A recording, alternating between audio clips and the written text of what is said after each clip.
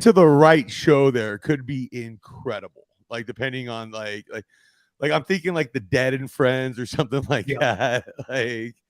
Yeah. Yeah. So I'm looking forward to that. But I just went to a couple, like, what was it, about a month and a half ago. I had a buddy in town, and we were able to get free tickets to Circus Soleil. And I went to like the kung fu version of that. And it was like, it's like martial arts. It was really one of the coolest things I've ever been to. And like, yeah, I took a little, hey, and it definitely enhanced it. But yeah, like just knowing how this city puts on a show, I can only imagine what's going to be going on inside that ball.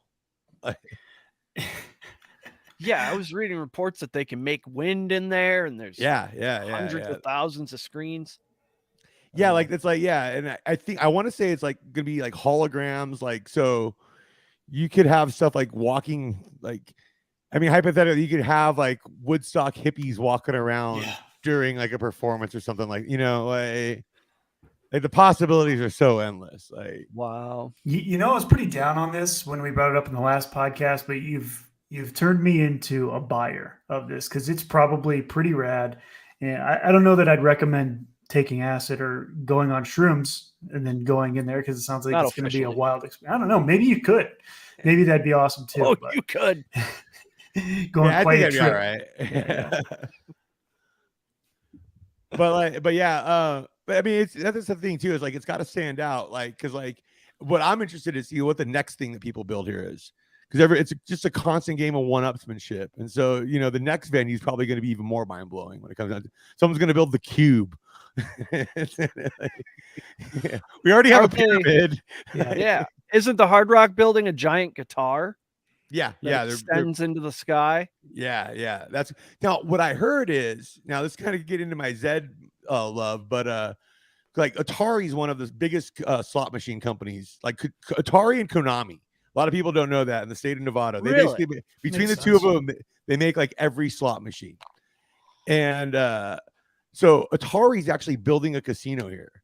And it's going to be opening in like in the next few years. And it's going to be like a fully immersive, interactive like casino. And I'm really looking forward to, because they're a big Zed sponsor. And I'm like, it would be amazing to have like a virtual reality room where we could watch Zed races, like the horses running down the strip. Or even hologram horses on an actual track in there. Yeah, you could do so much with like, and like so that I hear that's what Atari's gonna be doing. So think of the Sphere, but Atari sounds like they're gonna be building a casino version of that. Wow, wild. So explain to the uninitiated, which I think is most people, what Zed Run is. It's blockchain digital horse racing. So a lot of people have heard of NFTs, and you usually see these like stupid like monkey profile pics. And it's fun to make fun of those guys for buying a gift for $10,000 or whatever. Sure is. But like Zed Run's actually pretty affordable right now. Like I could go on there and like start a stable from scratch for $20 right now and get a few decent horses and put something together. I'm intrigued. Like I just bought like a handful of horses for $2.50 each a few weeks ago, because I was just sitting there and I was looking at it. I'm like, these aren't bad. They haven't raced that much. And I've turned most of them into like 20% plus winners. Like, and it's kind of wild, but it's like, you find that sweet spot, and they all have basically, they're running lines of code. And there's three main traits that I track, is like their overall ability, which can be manipulated because you can level them up now. And then you have like the distance preference, which I'll like put it on a scale of like negative 100 to positive 100. Positive 100 being extreme marathon, negative 100 being extreme sprint, 0 being dead even in the middle, like mid distance. And then you have like here's what I look for is variance, like that. It's that trait where it's like I mean, it's what we're looking for in football, ideally too. We want guys that play to the edge of their ability. We want horses that go to the ultimate edge. So it's like I would rather want them to go either all the way and win or finish dead last. Like that's kind of what I'm looking for with this variance trait. You want the Deshaun Jackson horses. Yeah. That's good. That's a great comparison. Yeah. Right. Well, let's get and into they compete in a video game. Oh, coach is intrigued. Yeah. It's a huge interactive video game. So I have like actually a few stables that I run.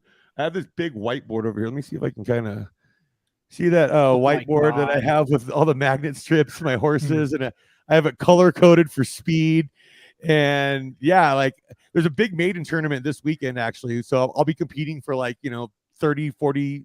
I think last one was actually at $90,000 in prizes, something like that. So And you gamble on the simulation of horses running from another stable. yeah. So we'll all enter our horses. Like there's, head-to-head races, 6-horse races, 12-horse races, all kinds of different tournaments, formats. Like if you just want to go in there. Master? Who's the gatekeeper? I would say it's this guy Dan Shan.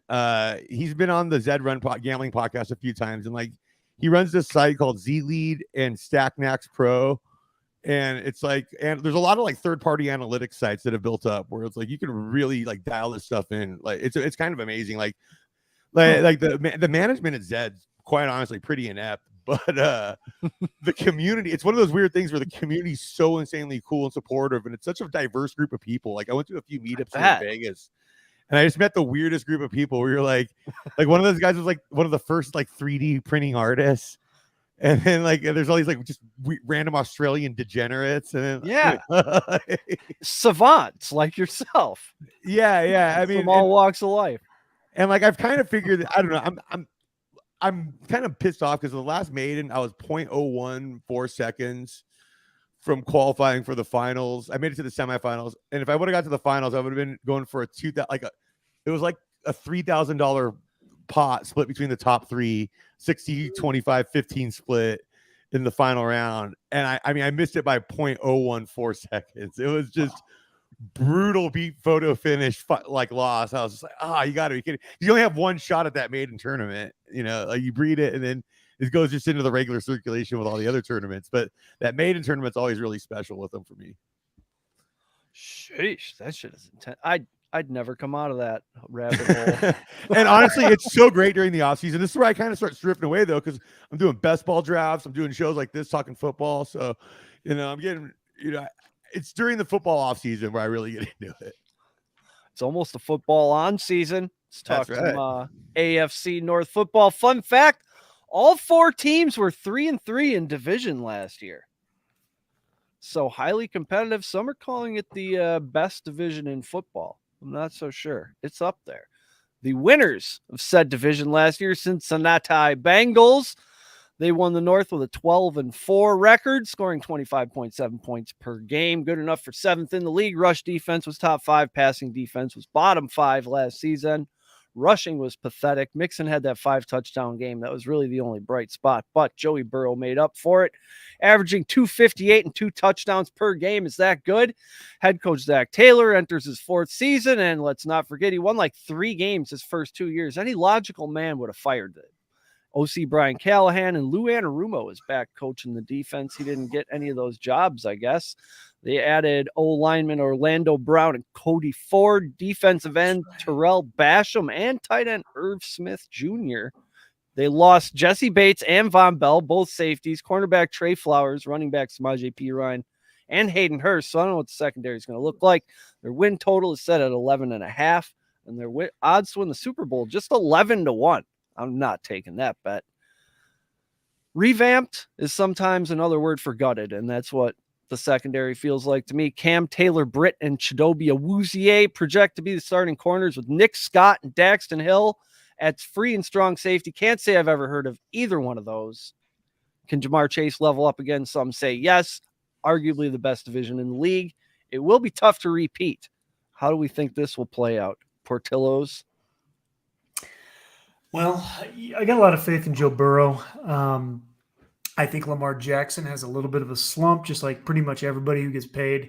I am excited to see what Scott's Steelers do, because I believe wholeheartedly in Mike Tomlin. And then the Browns are the Browns. They're a question mark at best, but they are stacked as well. So each time we do this, I realize that the NFL is the most compelling product in all of sports, because you can sit and look at every division and say, I could watch this division alone every week and be entertained. So if I had to put money on it, obviously I'd go with Joe Burrow. I like the Bengals. But the rest, it's a real toss-up. Goodell keeps trying to mess up the product, but NFL football is too good. Camp coach, how do you guys feel about the Cincinnati Bengals this year? Well, I'll start off by telling you that did I get that right? You said 11-1 odds the Bengals have to win it, the Super Bowl, Yep. and you're not touching that. No. 11 Something to 1 wrong to with win the Super Bowl. Super Bowl's hard to Something wrong do. I need at least 18, 20 to 1 Okay. on a Super Bowl bet. Okay, so all the statistics you just read, you take out a team called the Kansas City Chiefs that are kind of good. Take them out of it, and I can tell you they instantly jump to the top of every category. I like the Bengals a lot. I think that they're going to do well. I think that they're going to be right there in the end. It's going to be a battle. I think that they probably even have a shot at doing it all again this year. 11-1 seems pretty low to me. Coach likes it. Bowser, how'd your Steelers do against the Bengals last year? 1-1, winning in Cincinnati week 1 last year, and I Yeah, called what, that as a big 5 upset picks? going into the season. Yeah. I'll I say think this they about sacked your Burrow Steelers. like 7 times, something like that. And then TJ Watt got hurt, and the dynamic of the defense changed for a little bit there. But I'll say this: I like what the Bengals did on the offense this offseason. I like Orlando Brown. Here's my problem with that though: is they paid him premium left tackle money, and he might be more of very good left tackle, excellent right tackle type guy. And so you need to get that absolute all pro production out of him for what they're paying him here, or because you had to skimp on other things. You alluded to this earlier with the secondary, and it's like, yeah, that's now that could be a weakness for them, where I felt like that was the heart and soul of their defense last year. But I do like the fact that they were able to bring back all three. They have this core of Higgins, Chase, and Tyler Boyd. That's a great wide receiver trio. And then now adding Irv Smith from Minnesota, I think that was one of the more underrated moves this offseason, where he's an athletic tight end and got hurt last year. And Minnesota brought in Hawkinson, and he went off. And I think Hawkinson's a special talent, but Irv Smith gives them an athletic guy over the seam. And I felt like that's something they were missing last year. So they could be dangerous. And one thing, P. Ryan was a guy that really came through for them in like third down situations last year. They're going to need to replace that production somewhere. So, I think they're the favorite. Obviously they're the favorite to win the division. And I think they should repeat this year. But like I said, if they don't get that premium line production now, they could be dead, because Burrow's gotten beat up the last couple of years, even though they've been winning. So, yeah, and he's gonna. I mean, the rest of the line isn't as solid as he. Well, he hasn't had much up front. That hasn't helped him a ton. No, and it's true. I mean, that's why you got to go. I'll say this about when you. Well, no. I was just going to say the rest of this about the division. I like the Steelers a lot. I love Kenny. I think this is going to be a real breakout year for him. I like him a lot. I've liked him since the draft. I like him in that fit with Tomlin. I think the Ravens are kind of a question mark, but I could see either one of them finishing second. And the Browns are the most likely to implode next to the Miami Dolphins. And we had another guy on this show that literally, I think he bled coral and turquoise, and he was really fired up about his Dolphins. But I think the Browns are exactly the same volatile situation. It could go bad at any moment and just be a downward spiral. So that's really all I've got to say about the North, and I'm going to turn it over to a guy that knows a little bit more, he thinks. So I'm going to let him give you his fill. I Is kind that of think this is one of the divisions This is the that Oracle. all teams can make the playoffs. I think that all four of these teams are pretty good. I'm not saying it's going to happen, but I definitely think that Deshaun Watson will be better this year, and that'll help the Browns a little bit. They got another edge rusher to go with Myles Garrett. That'll be pretty good. The Steelers are always good. If Tomlin coaches, they somehow find a way to just win every year. Their defense is really good. The Ravens are kind of a question mark, but they added OBJ, and they still have Lamar. Lamar just got paid, obviously, but I don't really know a whole lot about how the division standings will go, but I think that this is one of the divisions that has a good chance that all four of the teams will be pretty competitive and no one will be really just bottom feeders. I can see it. This is what we were saying about the AFC West last year. Remember? Mm-hmm. Yeah, and look how that turned out. True. That was probably one of the biggest misses we had as a podcast was thinking that this was the best division of all time. Little did we know Nathaniel Hackett doesn't know shit from apple butter, and Vegas just became Vegas, and the Chargers underwhelmed. I'm excited to see what it looks like this year, but I can't say the same thing about the AFC or what we're talking about today because everywhere you go, there's talent. There's definitely talent across the board, and you have established, proven coaches across the board too. Yeah, and I mean it's the conference where most of the great quarterbacks are residing right now. You know, you have Mahomes, Burrow, Allen, Lamar. I mean, it's a tough conference. One thing I'm looking at here, though, at BetMGM that's blowing my mind is the Steelers are plus 650 to win the division, but the Browns are plus 350. I don't know how the Browns are almost twice odds better than this, like just based on all history, especially Tomlin. When we talked about, it's insane to me. So yeah. Every time I hear somebody talk about the Browns, it's the same thing. They should be amazing because they have a stacked roster. Yet they don't. They don't perform. Yeah. So happens. Maybe this is the year. Exactly. Yeah. Hey, they won that playoff game against the Steelers. I got a question. I've heard you talk a lot about the Steelers, but I haven't heard you talk about my man Kenny. And I'm wondering you got much love for him or whatever, because he's gonna have to be pretty big time for them to achieve anything. And he needs to break out. I've been beating the drum for him for a while here. Well, I mean, this think? division is about the quarterbacks all around, and everyone has their story. Will the Bengals protect Burrow enough? Will Lamar transition into more of a wide open passing role with these new weapons around him? Will Kenny Pickett take a step to the next level? And will Deshaun Watson shake off the rust and do something for Cleveland? I mean, and when you look at the range of outcomes, I mean, Kenny Pickett really worked his ass off at Pitt to you look at his senior year there, he really put it together.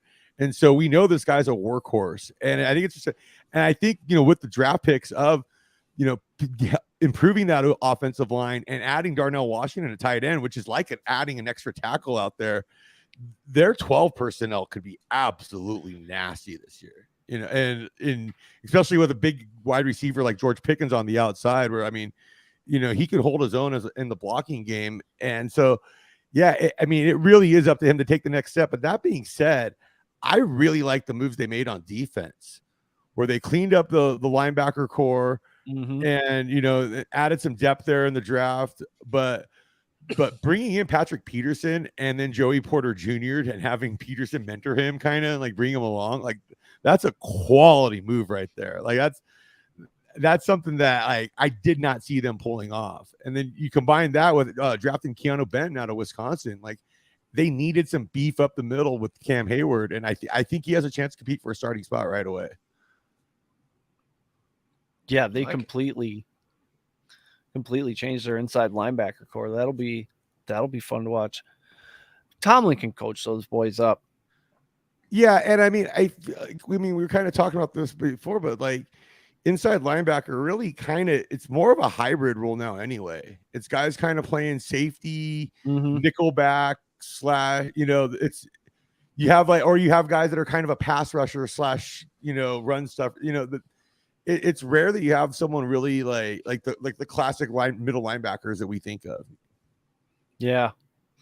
Gone are the days. The Baltimore Ravens finished second in the division last year with a record of 10-7. Lamar missed the last 5 games. People have varying opinions on that. He threw for 3 or more touchdowns in each of his first 3 games and then not again all year. They ended up with the 20th ranked offense and the 3rd ranked defense, but much like the Bengals, there was a lot of run stopping. Run defense was 3rd, allowing just 89 yards per game. But the pass defense was 23rd. Harbaugh is the NFL's 3rd most tenured coach. He's been there since 2008. Big changes at offensive coordinators. Todd Monken comes in from the Georgia Bulldogs to replace run game enthusiast Greg Roman. They added Nelson Aguilar and Laquan Treadwell. I don't know why you'd do that. Along with cornerback Rock Yassin. That's worth it just for the jersey. Calais Campbell and Demarcus Robinson out the door. Their win total is 9.5. They're plus 2,000 to win the Super Bowl. Basically, I'm wondering how Lamar reacts to getting the big paycheck. And is there any animosity left over from the bitter negotiations? I want to hear what Coach has to say about that. Coach, what do you think Lamar's going to do this year? I don't know. The North are so, all of them, like Scott said, they all have storylines. Lamar, for being as good as he has been, I feel like he's always one rung below what he needs to be, and he gets showed up by some of the other guys, well, namely Mahomes. But he, the guy can play. And here's the thing: they don't have to be two-sided for them to win. He can take over a game by himself. But I don't know. Last year it was kind of the tale of two seasons. At the start and the middle of the season, it looked like he was playing for a contract and kind of putting the team on his back. And then towards the end of the season, it was like, yeah, whatever. You guys have seen what I've done, and you'll either pay me or you won't. And so I'm really, I don't know what we're going to see from Lamar. I think, the Ravens, either they made some good moves, but that division is tough. It's going to be tough. And I think that, I pretty much I agree with Scott. I think, I was just talking to him about the old school Steelers football where they line up and they just run over people, and I wonder if that comes back, because as I'm looking at what all of the things and the weapons that they have, I mean, it just seems like a Tomlin thing. We're going to play good defense. We're going to run the ball. When I look at Baltimore, I don't know about that. They have a lot of question marks. Them and the Browns both. It's like they have stacked personnel, but you really don't know if you're going to see them finally perform or not. Or could they just implode? I mean, the Ravens could very well do that too. That's kind of what I was thinking about these guys, is like, I think they're the highest variance team in this division. I think the rails can fall off for them because they've had this identity the last couple of years of being the most physical team, in the AFC for the most part, where they're basically running like the NFL equivalent of the triple option and like running it down your throat. They're being physical. Mark Andrews was their main pass catcher. It's like they're a tough team. It's like University of Iowa. Yeah, and now it looks like they're going through an identity change, and it's like, well, do they adapt to the identity change? Because if the culture doesn't work for that, dude, they could be in trouble. If they try and become a finesse team all of a sudden to compete with Kansas City, and like that can get them smoked in this division. Yeah, they're talking a lot about pace of play. Like they could get the bends trying to go from a run team to an air raid team. Yeah. As you're saying that, it occurs to me that the winner of this division is defined by the toughness of their quarterback, specifically Ben Roethlisberger, who is just, I don't know anybody who got his ass kicked more and just kept playing more than a guy like Ben Roethlisberger. And then you look at Burrow, goes through hell. We talk about Lamar Jackson, and you look at how many games he's won is a lot. How many games he's won in December, it's not a lot. He's not as tough as some of these other guys, so I wonder if that's a trend that he can buck. And I don't think it is. I think really what it boils down to, as we've alluded to, this is a rough division where you're going to get smacked in the mouth early and often, and you need to have a quarterback that can weather that from September all the way to the end of December. And I think that's probably going to continue to be the case this year. I forgot to mention they gave OBJ $18 million. So yeah, it's a big number for a guy who took all last year off. I'm not sure he'll be there when the weather gets cold. Yeah. And, and also I do think one thing they kind of have going for him is they got Roquan Smith on a pretty good trade, draft capital wise with that trade last year. Mm-hmm. And I feel like him with a full offseason in this defense, the defense could take a step forward. But if this offense is going on a lot of 3 and outs, and putting that defense out there more and more, it's not going to hold up for that long. Yeah, you get cute and throw incomplete on 1st and 10 a lot. And then Yeah, you think, yeah. oh, let's go back to what's comfortable. Let's run the ball. And you don't get 10 between 2nd and 3rd. Now you're sort of stuck in between two styles. Yeah, I see what you mean, Bowser. This could go a lot of different directions for them. Well, and yeah, I mean, and this like Harbaugh, Greg Roman kind of attack, like it just seems like it's worked, but now teams are catching up to it. You know, it's like when Miami ran the Wildcat years back, and like, you know, it worked for that 1 year, and then everybody caught up to it. Well, this is a little bit more sophisticated, but but it's the same kind of thing where like people are figuring it out, and yeah, man, it's just like I mean, and we haven't talked about Cleveland yet, but dude, what Cleveland did to upgrade their defensive line, like that's impressive. Yeah. I mean, you got Zadarius Smith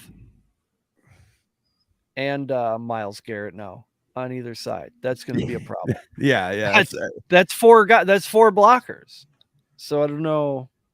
And the Steelers have Watt and Highsmith. So these guys say they're going to throw more. Do we believe them? Or when the bullets start flying, do they just go back to running the ball? I mean, with the look at their draft picks lately. I mean, they've been drafting receivers pretty high with Rashad Bateman a couple years ago, and then Zay Flowers this year, giving Beckham $18 million. This all points to the direction that they want to be more wide open. Like, yeah, I'm trying to find Lamar's temp. Follow the money. Exactly. I think while you're looking that up, one other thing I wanted to mention with Lamar, a lot of people, I think there's a lot of people in media that are hesitant to criticize his leadership. But if you don't go to your team's playoff game when you're out, I don't know that there's an excuse for that.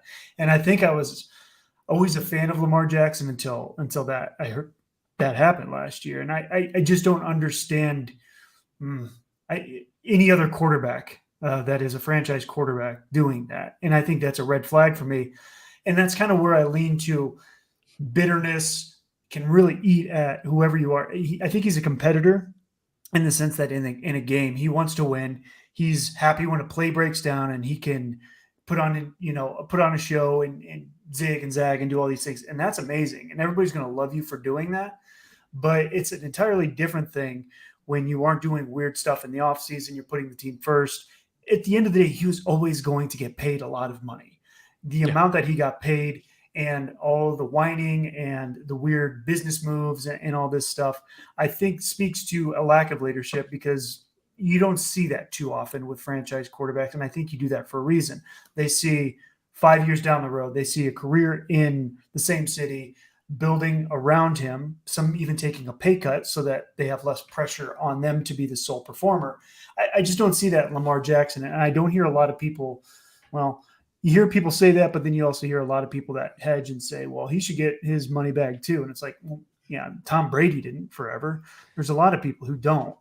If he wants to get over the hump, that's a real easy way, because you're always going to get paid as an NFL quarterback. Do you really need that extra oomph and then make your whole offseason a media circus? I think that's bad leadership. I mean, Brady consistently took less money to sign, but keep better guys around him. And I don't know why guys don't do that. Yeah, I mean, it worked. Because you're not talking about, 30 years ago when people were making under $10 million. You can blow through $10 million pretty quick, but we're talking hundreds of millions of dollars that takes a lot of effort to blow through. So backups now are getting around 20 million. Gosh. It's crazy. Like, that's the level we're talking about with these guys. That's so right. And then you look at it too, like, dude, that's the position that gets the most endorsement opportunities.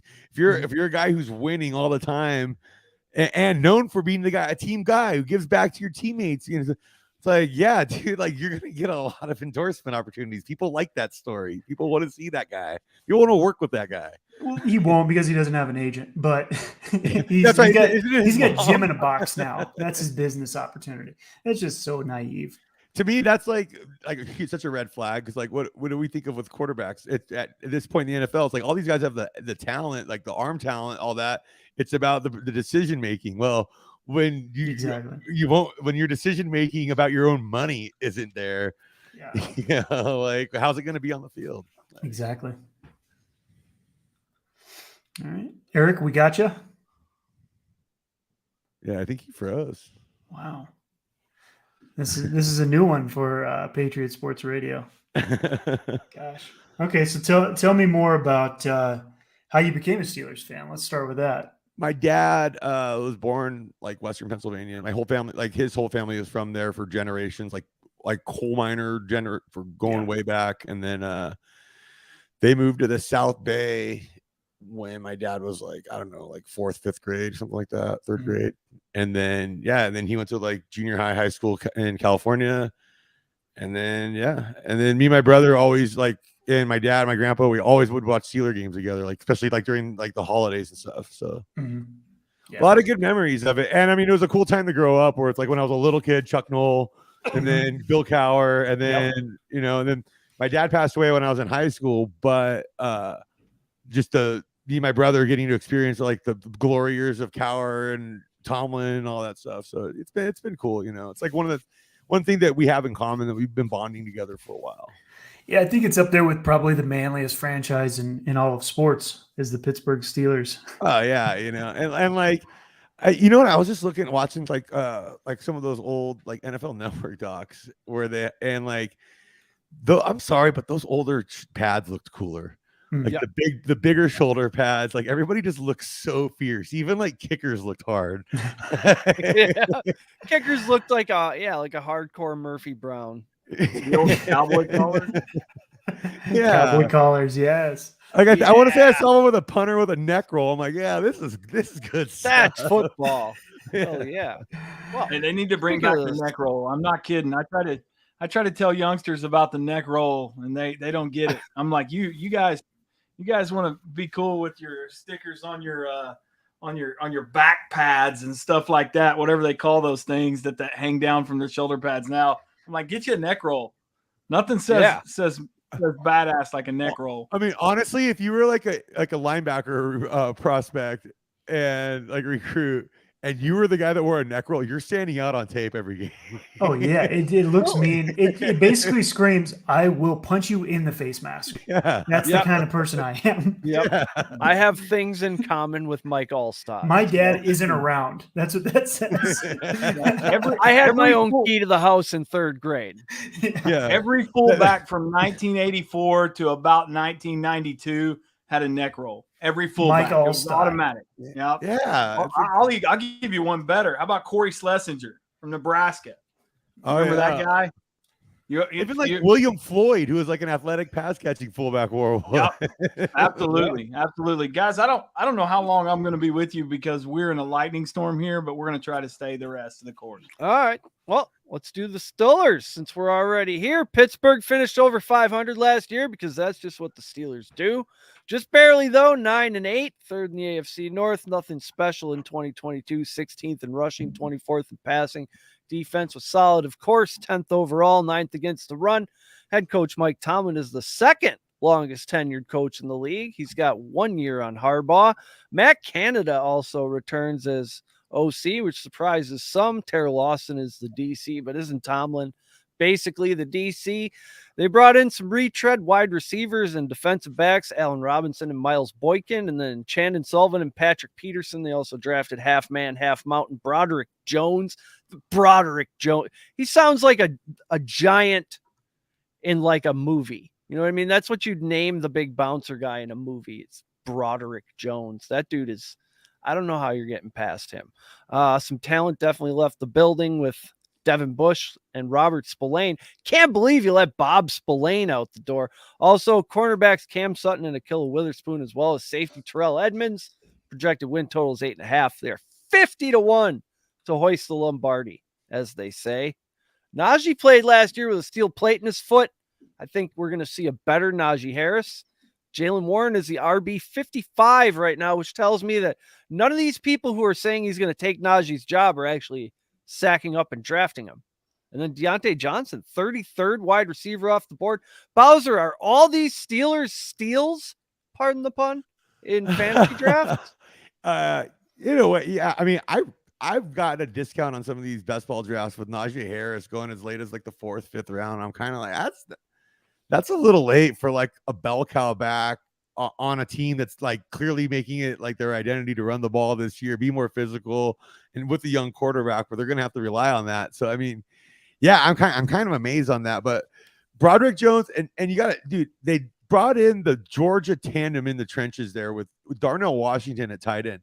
This guy is a monster. And you look at some of the things he did at Georgia, where like he's like leaping over guys, and he made some plays in the passing game, but he really is kind of like a swing tackle, like 6 offensive lineman. And I really like what they can do with just being I think they're going to be the most physical offense in this division. And I think that could go a long way when you're kind of zigging when everyone else zags. Look what the 49ers have done the last few years in the AFC West, where everybody else became finesse teams, and they just started running it down everybody's throats. I think, and, you know, and Tomlin, like my local book I saw had the win total at 8.5. Okay, they know they got to put it there based on the talent in this division. But come on, we all know Tomlin's going to win 9 games. That's just what he does. He wins 9 or more games every year. But I thought they got real cute with their 8.5, where they juiced it the over at -150. So I thought that was a real bastard move. Excuse me there. But like I really like what the team can do this year. Just like I like Kenny Pickett taking a step forward. And you know what? A lot of people are calling for Matt Canada's head. I agree with bringing him back, because one of the worst things I think you can do to a young quarterback is start giving him a different coordinator every year. That's a great point. You know, and like instead of like, because what if this guy doesn't work this year? You bring in a new guy, he doesn't work this year. Now you're bringing in a third guy for the 3rd year. At least now you're making contract decisions. And yeah, you know. So at least give him 2 years with the guy, and then get a better idea of what the skill set's going to demand for the next guy, if that's the case, or if they can put it together here. Good evening from Oklahoma. I'm going to guess that's Mom. There's no cowboy hat. And Tomlin would love to take that mantle of most physical offense from the Ravens too. Absolutely. You know, and Pat Fryermuth, that Darnell Washington pick, it's going to free him up to be more of a big slot. And one guy I love that they drafted last year that missed it last year with an injury is Calvin Austin III out of Memphis. I don't know if you saw the tape. Like, this kid is amazing, but he only measured in at like 5'7", 5'8". Like, he measured in just under 5'8" at the combine. If he was 5'11", he would have been a 1st-round pick. But he was a 3rd-round pick because, like, you look at all his athletic measurables, like the broad jump, all that, the 40-yard dash, all that explosive stuff, his hand size even, it's all elite in the top 99%. And, like, just having him as a slot guy out there with Deontay Johnson, George Pickens, Pat Fryermuth, and Najee Harris, and then you can run gadget plays with him here and there, just jet sweeps, occasional bubble screen. That can add a new dimension to this offense, like big time, adding that just elite speed. Yeah, definitely. Millie Goat's, I think, talking about Lamar, he's going to have to go from a 2-read to a 4-5 read QB, and then resist the reflex to pull it down and take off. That's the hard part when the fight or flight kicks in, I think. I mean, unless you're just good at it and you know when to run it and get but like he's ended up taking a beat. I don't know. I don't know if that's him. What do you think about this backfield? Is Jaylen Warren really that good, or is everybody just can't wait to bury Najee Harris? I think it's a big can't wait to bury him, but I do think he's pretty good, and I think he brings a different skill set than Najee, and that so there's definitely a role for him outside of a Najee injury. And I think that's the reason why to be bullish on him, and like from a fantasy perspective, is because, you know, he's like a 5'8" shiftier guy, can catch the ball, and Najee can catch the ball too, but it's like, you know, they can line the two of them up in the same backfield on certain downs, you know, like there's ways they can play this, you know. Yeah, that's true. What is their schedule like? Honestly, I haven't. What division do they play? I know they play the Seahawks week 17 because all my best balls revolve bringbacks on week 17 match.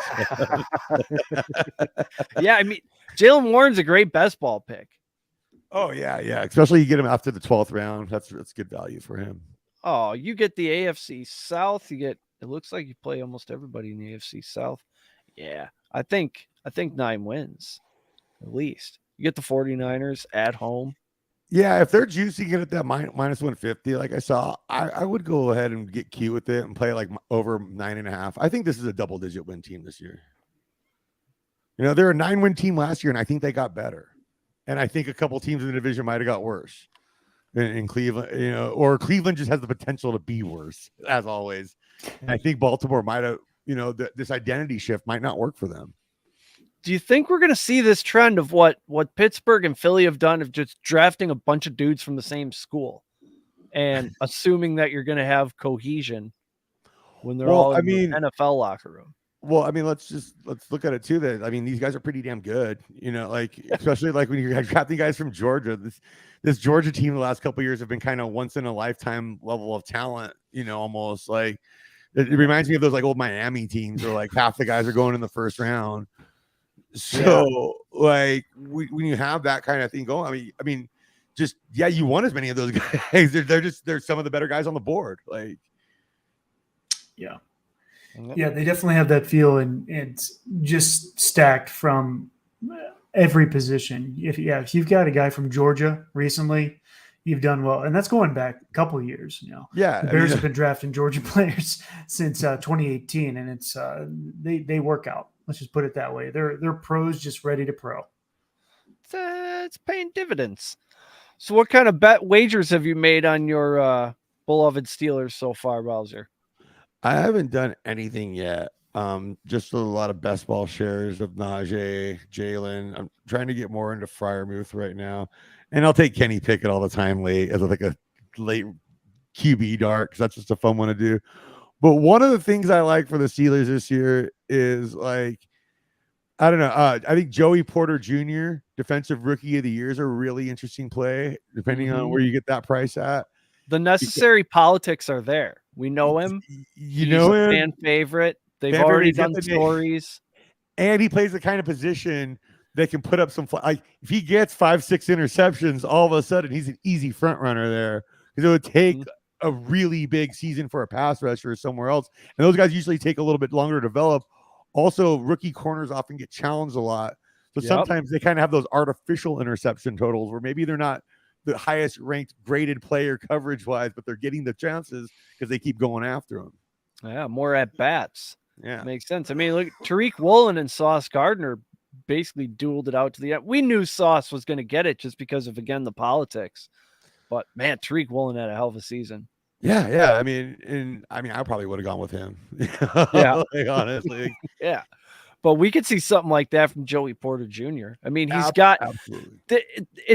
It's untold how big of an advantage that is to have an NFL player in your home who's step by step taking you through how to get in, how to make it, who to stay away from. Just how to be a professional. The fact that he's been in this franchise's locker room during a Super Bowl run and win, like that's good vibes right there. You know, that's huge. Like, and I mean, it was really cool to see him fall to that second round. Like, well, technically the 32nd pick that they got from the Bears there, but like, it was really cool to see him fall to that spot because they really did need to upgrade the O-line, especially with a guy like Broderick Jones on the board there. Because I think he had the highest upside of any of those tackles in the draft. I think the other guys were more NFL ready, polished, and for those franchises drafting higher, you need to take the safer thing. But for a team like the Steelers, where they have a track record of developing these athletic monsters, you know, you got to go for it. Yep. I think so. Well, stop me if you've heard this one before. The Browns finished last in the division last season. Unlike those old shitty Browns teams, though, they won 7 games and figure to be much better this year. We've also heard that many times before. 5th rushing, 22nd passing offenses last year. The rush defense was 25th. The only team in the division outside the top 10 run defenses. Their pass defense was ranked 5th, while the rest of the North was outside the top 18. So interesting, what you call that? Call that a juxtaposition, I suppose. Kevin Stefanski back for season 4 as head coach. Alex Van Pelt is your offensive coordinator. Jim Schwartz still kicking around the league. He's coaching the defense in Cleveland. They added Zadarius Smith, Agbania Okoronkwo, not to be confused with Chigoziem Okonkwo, to strengthen the pass rush. Also, wide receivers Elijah Moore and Marquise Goodwin. Greedy Williams, Dearness Johnson, and edge rusher Chase Winovich have left town. I thought Chase Winovich was still on the Patriots, so I'm way behind. Cleveland's win total is set at 9.5. 9.5. And their Super Bowl odds are 40-1. How is a team that you expect to win 10 games, aka a competitive team, also 40-1 to win the Super Bowl? You know what it is? I think they're one of those teams where they have such a pathetically loyal fan base that they'll just load it on them every year, and it makes the odds just absolutely garbage on them every year. It's like it should always be higher than it is. Mm-hmm. Under due to chance of implosion. That's a great prediction. Will Deshaun Watson be that same guy he was 3 years ago, minus the rectal massages? How old is he now? He's not even 30, is he? Yeah, I mean, he basically missed 2 full seasons and didn't look that good when he came back last year. He did not. Here's the thing: is from a fantasy perspective on this team, I kind of love Amari Cooper and Nick Chubb based on where they're going. Because I think Nick Chubb's going to take on more of a receiving role now. So in your PPR leagues, he's going to thrive. I think he'll be the number 1 running back if they start throwing him the ball. Yeah, I think there's that's very within his range of outcomes. And then with Cooper, I think you might get like a legit, like I've seen going like some of these FFPC best balls, like going like 8th, 9th round. You might be getting a legit like top 30 wide receiver at that price, and it's definitely worth taking with him. And David Njoku is kind of interesting to me too, where like, especially in these tight end premium ones I've been doing where they get 1.5 points per catch, because a 50 catch guy turns into a 75 catch guy real quick. And if he takes that next step and turns into like an 80-90 catch tight end, like, dude, he's going to have that monster breakout. So Watson loves targeting the tight ends. Yeah, we've seen that multiple ways. Both online and on the field. Gosh, it was right there. It sure was. Yeah, my 3 questions here for this team are Watson and are they going to throw it to Chubb, and what is the potential for this defensive front? Because again, you could just put all the hype on these guys. Like, this could be the best. Well, four. You know who I think we haven't? I don't think we brought him up yet. Is Dalvin Tomlinson? Like having him now in the middle, that's going to take that. Like, because like a lot of teams have been able to kick a guard over to Myles Garrett because they don't have that. They didn't have that big threat in the middle, but now they do, and like it's going to be tough to block that front four. Like it really is. Yeah, if you've just got your tackle out there with Myles Garrett. But I said the same thing about the Ravens. Man, if these guys are going at 3 and out all day, that even a front four like that's going to get worn down. Mm-hmm. Yeah, that's true. That's true. This 9.5 is blowing my mind. You got to take the under here. I mean, that's just like, that like if you're telling me it's like you're allowed, they're going to give me like basically a heads or tails bet on whether or not the Browns are going to have a losing season. Yeah, really. Okay. When you put it that way, it's really a slam dunk.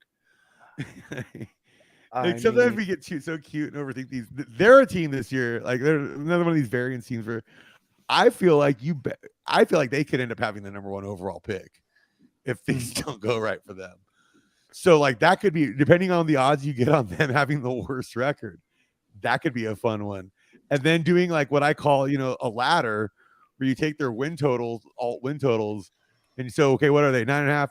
You do your big bet there at 9.5, under 9.5, and you go a little bit less on under 8.5, a little bit less under 7.5, down to like under 5.5. Because if they're a 5-12 team, you might get like 4-1 odds on that or something like that. 3 plus 350 there. Like that's definitely worth it.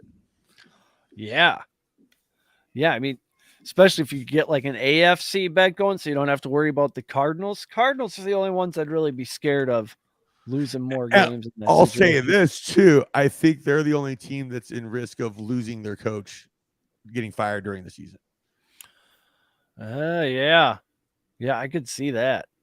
And so that brings up a whole different dynamic there, because then when that happens, usually you play hard for the assistant for one game and then the wheels fall off permanently.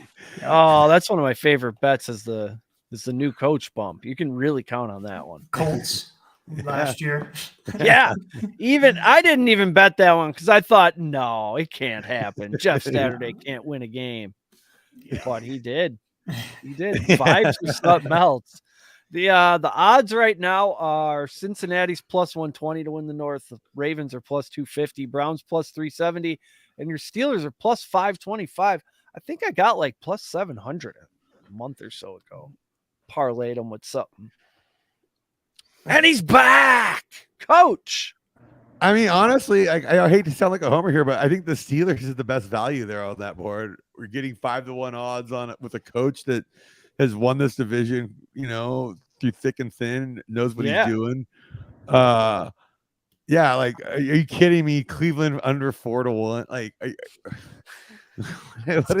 you'd think they were on Hard Knocks again. Yeah, no, like, well, what is it? Like, it's not like they had a play. If this was the same year where they came off beating the Steelers in the playoffs and all that, like, I could see this kind of, optimism, but it's like they're trash. And why would they not continue to be trash? Like, it just the best predictor of future events is past events. Coach, what do you think? Browns over under 9.5 victories this year.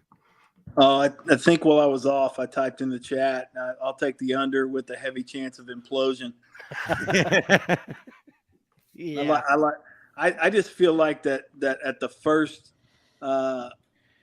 sign of turmoil there, I think people start bailing off that thing like all kinds of. I mean, just evacuation, mass exodus.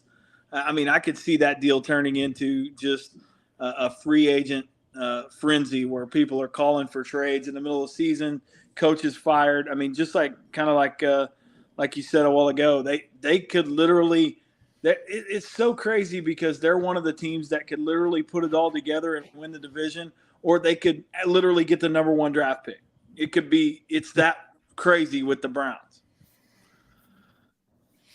Yeah, I think the Browns and the Ravens are a wild card. Who knows what's going to happen type teams. And I do really know what the Bengals are going to be. I really like any Deshaun Watson under. Yeah, like under passing yards, under passing touchdowns, stuff like that. Because, like we're saying, if there's a regime change, week 7 for this team, he could get the hook and just not even finish the year because like they drafted out of my UCLA Bruin, Dorian Thompson Robinson. He's an exciting guy. Like I could see them giving him a look later if Deshaun doesn't work out. Like, yeah, that'd be a great. New coach move, shake things up. It's the most Browns thing ever to fire a coach after giving a guy like a record deal of most guaranteed money and then bench the guy. Like, that is the most Browns move of all time. It really is. You have to ask yourself, if somehow they were to fall into the number 1 pick, it would be an interesting stat to look and see how many times over the last 10 or 12 years have they had a top 3 pick. I mean, it's got to be up there. It's got to be ridiculous. Back-to-back number 1s with Baker and Myles Garrett. And I mean, it's got to be pretty high. Yeah, hey, you know what? I'm gonna plant a flag here. I'm willing to go as low as under 4.5. I mean, that's gonna be a small sprinkle. Wow. But I'm going to go bet you get 800.5. You ought to get huge odds on that. Yeah, I'm going to do it all the way down to that. And I know Circle will give me a good number on that too. So, yeah. That's almost whiteboard worthy. We might have to write that on the board and come back to that. Deshaun Watson's projected passing yard total 36.25.5. And 25.5 touchdowns passed. Oh, yeah, I love those unders all day on that. He might not even hit 20 passing touchdowns, and he could get it done on the ground. But I mean, like as much as I like Amari Cooper in your PPR leagues, like I don't think he's gonna get he's not a kind of wide receiver that's gonna be a game breaker that changes the complexity of an offense and really like takes it to another level. Like they're gonna be so reliant on Nick Chubb, man. Well, and let's be honest. We don't know what Watson we're going to see because we still have yet to see the Watson of old. So true. So true. And even the Watson of old never got that great. Like, we're not talking about a Mahomes, you know, we're not talking about a guy that hit that level. I mean, when he was with the Texans, he was pretty special. Yeah, but here's the thing, like those years he was special. It's actually been a minute since that has passed. And look at the AFC now. Yep. Everybody that seems like every quarterback that got drafted hit, and now they all look better than he did. Yep. So it's kind of like perspective's kind of interesting on that one. He shouldn't have done the things he'd done, and maybe he wouldn't have gotten passed in the wake. But he's missed out on some football. Oh, and it is definitely. I mean, Father Time's undefeated, and nobody gets faster as they get older. So he's got a big year, and this should be a huge year for him, even though he's getting paid a gazillion dollars no matter what happens. Yeah. It's going to be interesting to watch them deal with these massive cap hits year after year. And if you're ever in a position where you need to cut him loose, boy, that's going to be a haircut. I mean, they'll be the Cleveland Balds. I thought 3 times about saying that, and I still said it. I don't know why I did that. Who's going to win the division? You're kind of talking me into the Pittsburgh Steelers. What if Kenny Pickett figures it out? What if he throws for 24 touchdowns and 3,500 yards? Will that be enough to win the division? No, because the Browns are going to win that division. The Browns are winning that division. Chris is on the Cleveland Browns. Yeah, I think Deshaun Watson's he'll come out and play. They've got a great defense. Kenny Pickett, I mean, did his hands grow or no? Or where are we at on that? Is the ball going to get cold because then we can't throw it? You can't spin a slick ball. Can't grip the damn thing when you got little hands. Wow. I love it. That's whiteboard worthy. Coming down from the rafters on that one. I'll take a pizza on that. The Blue Blazers. Chris is like, what are you guys talking about? I got the Browns. Yeah, we had talked ourselves into the number 1 pick, and here he comes in saying they're going to win the division. See, this is what the variance on these guys is. The pendulum could swing either way. All the Browns need to do is usher Baker the fuck out of there. Now they'll shine. I do think it's hilarious, though, that they draft this guy number 1 overall, right? And then he beats their hated Steelers in a playoff game in Pittsburgh. It's with a lot of money on that game. And then they're like, and then just a lot of money on that game between me and Coach. We had a lot of money. Coach flew out to Vegas for that one. And then they got to go immediately. You got to get out of town, man. I'll tell you what, man, you're not our guy. You want to talk about taking a haircut, man? That was a tough day. I got off the Baker train real quick. That'll do it. I was all in on the Steelers that day. I mean, and when I say all in, I was. He had all my money in too. Yeah. I want to say that's one of those games where I was chasing so hard live because I'm just like, there's no way they lose this. There's no way they're going to lose this guy. Yeah. I'll never forget that, Scott, ever. Oh, that's my problem with golf. You've got all weekend to chase. Yeah, no, that's You're never out of there. You should try international cricket. It goes for like 8 days. Never A game. that sport. I don't get it. I don't know what a sticky wicket is, and I don't think I want to know. Who's going to win the AFC North, John? Cincy. Oh, that makes sense. That makes sense. I said it once, I'll say it again. You know, this sent me down a rabbit hole, and this might expose how little I was paying attention, but I forgot, and I'm also younger, I forgot the Browns just quit in the 90s. Yeah. And they went somewhere else. So I'm trying to Baltimore. I'm trying to conceptualize it, and I wanted to say that, but it's like that can't be true, right? The Browns became the Ravens? Yeah. Are you shitting me? And then the Browns were an expansion team. That was always the biggest fail when the Houston Oilers became the Tennessee Titans to not bring back the Oilers as the expansion team. Because those were the fiercest uniforms. They looked so cool. I loved Warren Moon, man. That was a fun team.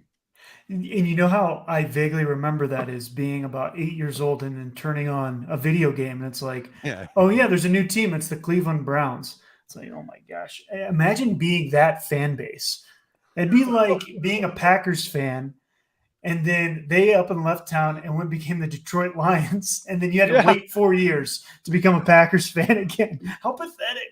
But hey, I'm with John here. Back to that abusive relationship. I know. Hey, I like the Bengals to win the division. Like, really, I think the Steelers are the funnest bet there at the odds.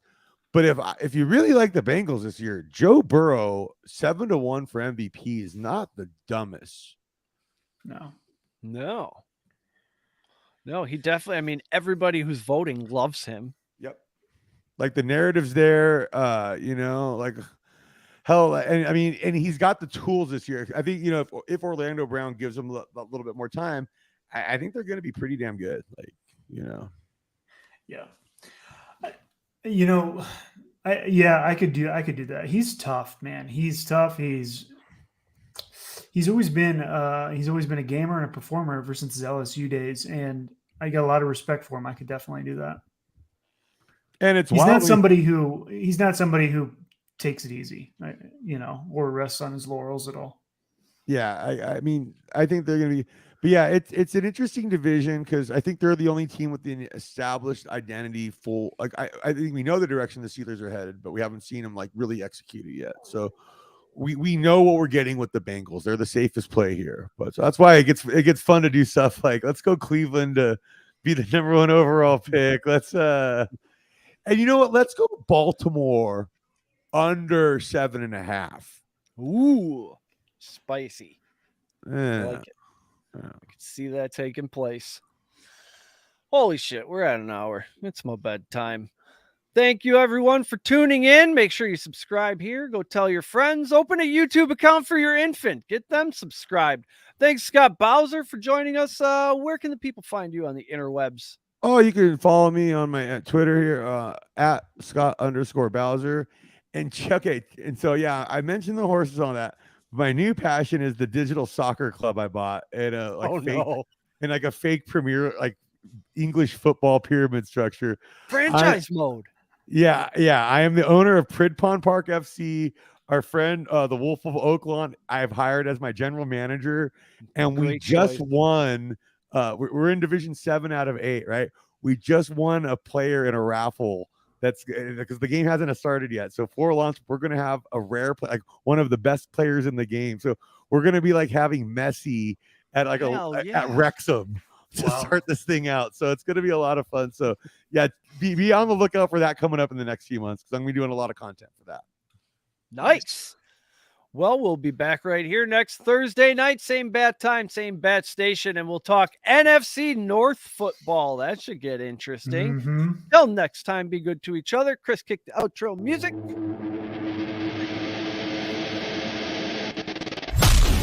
You've been listening to Patriot Sports Radio. If you're sick of all the national talking heads and biases of mainstream sports media, like we are, this show is for you.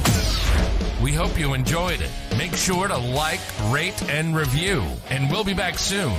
For more content and merch, hit up www.patriotsportsnow.com. Find us on Twitter at PatriotsPod, on Instagram and Facebook at Patriot Sports Now, and on Getter, Rumble, and YouTube at Patriot Sports. Take care, and we'll see you next time.